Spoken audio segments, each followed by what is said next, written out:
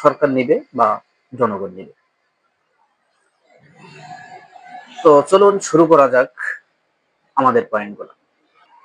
2025 সালে ছাত্র আন্দোলন শুরু হয়েছিল এক দাবিতে অবসর, সেটা হলো বৈষম্যের অবসান।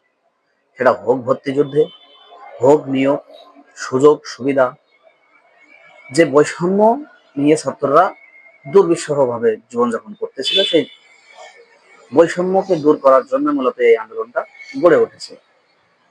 যদি আরেকটু পিছনে যাই, এটা ছিল মূলত যে চাকরির ক্ষেত্রে যে বৈষম্যটা ছিল, এই বৈষম্য না, এবং তারা এই বৈষম্য নিরসনের জন্য রাজপথেও নেমেছিল।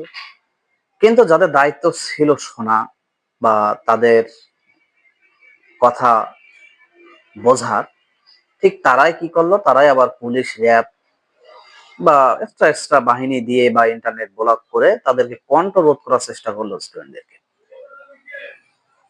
বিভিন্ন ভাবে বিভিন্ন কথাবার্তা, স্যাটেলাইটে পানি ঢুকে গেছে বা বিভিন্ন ধরনের অযৌক্তিক বা অকল্পনীয়, মানে যেটা মানুষ বিশ্বাস করে না।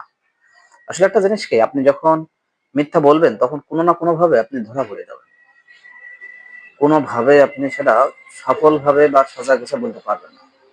শুধু তো এই নয়, এই আন্দোলনের সময় কি কি হয়েছে দেখেন। আন্দোলনের সময় গ্রেপ্তার করছে অসংখ্যভাবে, লাঠিচার্জ করছে, ছাত্র নেতাদের গুম করে রাখছে।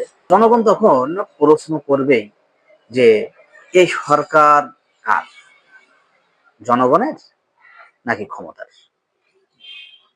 অবশ্যই সেটা ক্ষমতার ছিল, এবং সেই ক্ষমতা সেই ক্ষমতাটা আজ নাই, শেষ পর্যন্ত চলে যেতে বাধ্য হয়েছে।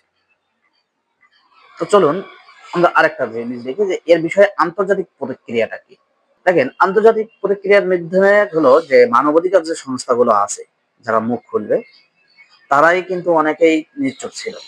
রাষ্ট্রীয় দমন নিয়ে বিদেশি সংবাদ মাধ্যমগুলো এর প্রতিবেদন ছাপাবে অবশেষে যে আন্তর্জাতিক যে মিডিয়াগুলো বা আন্তর্জাতিক যে চাপ, সেটা আসতে পারে, বিশেষ করে যে ট্রাইব্যুনাল হুম ট্রাইব্যুনাল গঠনের দাবি উঠবে। তো এই সকল বিষয়কে কেন্দ্র করে আমি আন্দোলন করছিলাম, সফল হয়েছি। বাট এই বিষয়টা এখনো নিশ্চিত না যে আসলে আওয়ামী লীগ নিষিদ্ধ হবে কিনা বা নিষিদ্ধ হওয়া সম্ভব কিনা। ধরে নেই আদালত রায় দিল যে এই রাজনৈতিক দল রাষ্ট্রীয়ভাবে নিষিদ্ধ, বা এই রাজনৈতিক দলটি রাষ্ট্রীয় ক্ষমতা ব্যবহার করে মানুষ